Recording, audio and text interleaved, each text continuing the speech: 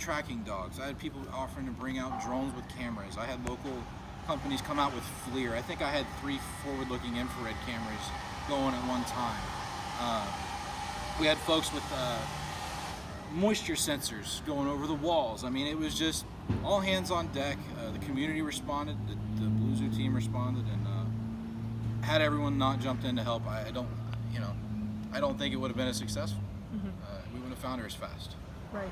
Yeah, I'd spoken to a herpetologist at LSU at one point, and he had said, well, it can go as long as a year without eating.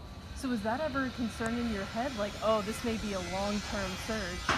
Absolutely. I mean, that's a legitimate fear. So we approached it as, she's a snake. She could get in any kind of nook and cranny. We were dropping cameras, scope cameras, down in between support beams and the walls. Those are every 16 inches. You got to imagine a 16,000 square foot space. That's a lot of work, and that was a massive undertaking for the teams. Checking all those spaces, just fine-tooth combing it. It was absolutely a concern that it could drag on, but we took it in sections. We took it in chunks, and we wound up finding her. So we're so grateful for all the support. We're so glad that we found her. Yeah, and we talked a little bit about this before the interview started, but how does it feel for you to know that the aquarium has gained kind of national stardom, and specifically, Kara, there are Twitter accounts and Facebook accounts? I am so excited that if this connects people with pythons and the species and gives them an appreciation for snakes, that's incredible. That's great. I mean, that's what the goal is to get people interacting and inspired, by the species. And if this is a positive side effect of her shenanigan of an escape, then that's fantastic. So tell me about how big the search effort ended up being between all the volunteers and the companies that got hired. I mean, how large was the search party? At any given time, I always had about 15 people on hand. People on the ground level, people in the ceiling, people scanning the outside perimeter, checking the walls. We had scope cameras checking drains, checking air ducting. We had plumbing companies coming out, AC companies came out. Just going through as much as we could, getting the experts out there to really go through everything. We really wanted Kara back, and we weren't going to spare any support, any expenses to make sure that happened. And what was kind of the typical routine people going through? Was it more just looking through the ceilings, or were we seeing like large holes getting cut out, kind of like what we saw in the There video? was a section of wall that we cut out along her enclosure.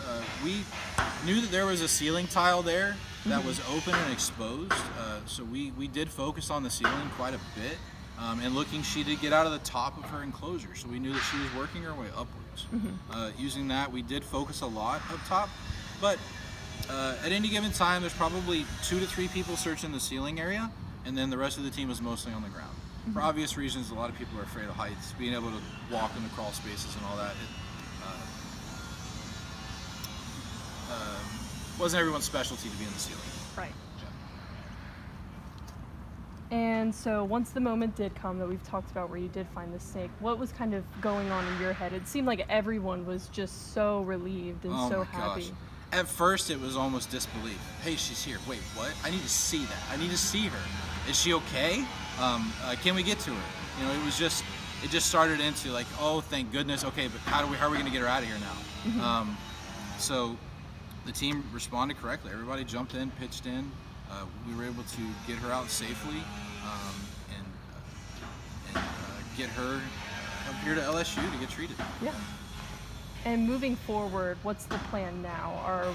Is the first focus looking at the enclosure? I know the very first focus is making sure she's safe and there are no injuries or anything, but what are we, planning moving forward? Yeah, so the area where she was able to get out has already been replaced with a new material. There was a meshing that was used. There is now a hard cover on top of her enclosure.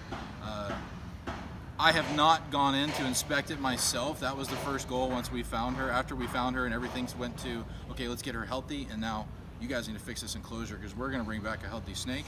We want to make sure that Kara's not going to have the opportunity to pull any more stunts. No more stunts. Yeah, no more stunts from Kara.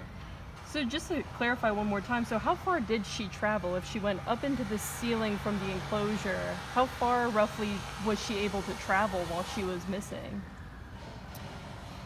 We saw signs of her traversing throughout the ceiling area. So she was actively moving once she got out. Okay. About the time everyone started searching, naturally, to her, we looked like a bunch of predators. I think that's about the time that she got up in that crawl space and probably hunkered down with everyone moving and searching for her. And we would try to stop at night just to see if, give her time to come out, to come down, and just kind of look and listen. But she had traveled, gosh, total, this is just a guess, over 1,000 feet total. Wow. For sure, yeah. But she had gone back and forth several times through the top of the ceiling, and then back and forth on the back side of the wall, and then she got into that crawl space. So she was just really just She moving was searching. around. Yeah, she was searching. I mean, they're naturally, she's either looking for food or water, or warmth. Right. So, and I think what she was looking for was warmth. There just wasn't a lot of options in the ceiling for warmth. Right, with the air conditioning. With the air ducts wall and right there, everything, which I of think is course. what probably drove her to the air duct to get away from the cold. Right. Yeah, are you gonna work on like making more heat around the